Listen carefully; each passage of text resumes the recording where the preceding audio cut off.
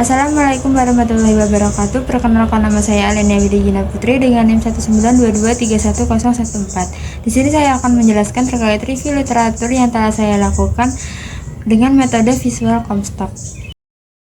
Metode visual Comstock digunakan untuk memperkirakan berapa banyak makanan yang dimakan atau tersisa dengan cara melihat piring setelah makan dan menilai sisa makanan menggunakan skala visual, mulai dari 0% yang artinya habis hingga 100% yang artinya tidak dimakan sama sekali.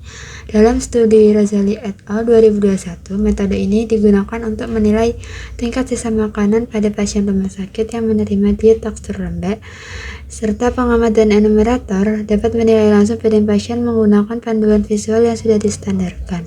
Metode ini praktis karena dapat diterapkan pada banyak sampel, cepat dilakukan, dan tidak mengganggu pasien ketika makan.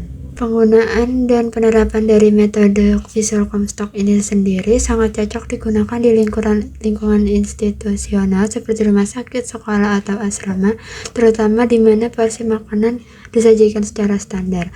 Selain itu, metode ini juga aktif pada kelompok yang sulit diwawancara seperti pasien lansia, anak kecil, atau mereka yang memiliki gangguan menelan.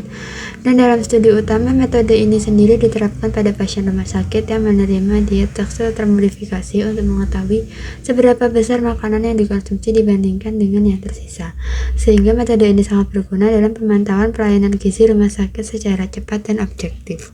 Selanjutnya berikut merupakan cara pengolahan, analisis, hingga penyajian data dari visual Comstock sendiri.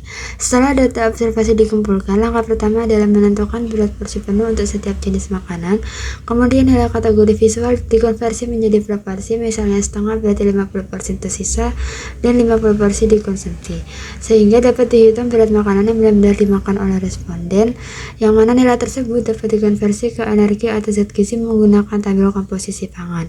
Analisis yang dilakukan biasanya berupa statistik deskriptif seperti rata-rata dan persentase atau uji perbandingan antar kelompok, sehingga hasilnya dapat disajikan dalam bentuk tabel, grafik batang, atau diagram untuk menggambarkan pola konsumsi. Berikut merupakan kelebihan dan kekurangan dari metode visual Comstock. Kelebihannya yaitu prosesnya yang cepat dan efisien karena tidak perlu menimbang makanan satu persatu.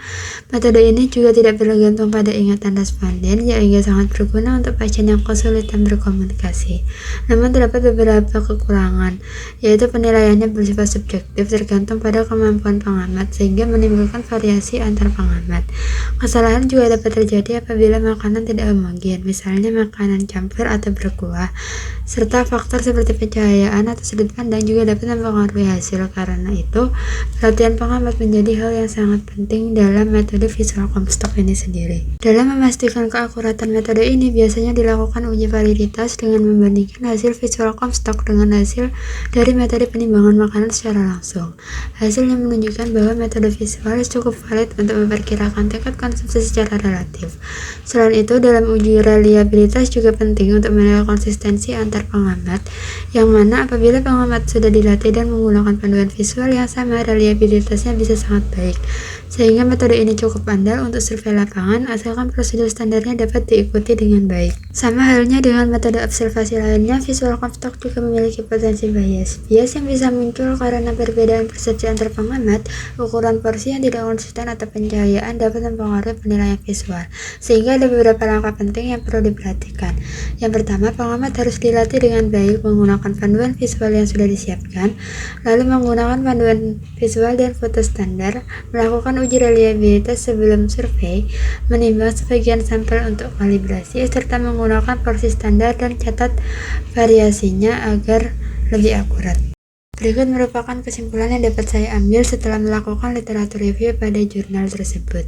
Metode visual Comstock sendiri itu praktis dan efisien untuk survei konsumsi pangan, sehingga cocok digunakan dalam rumah sakit, untuk pasien lanjut usia dan populasi khusus, akurat apabila enumerator terlatih dan panduan visual digunakan secara konsisten, memiliki validitas yang cukup baik untuk estimasi relatif konsumsi, serta direkomendasikan kombinasi dengan subset widget food record untuk hasil yang lebih akurat.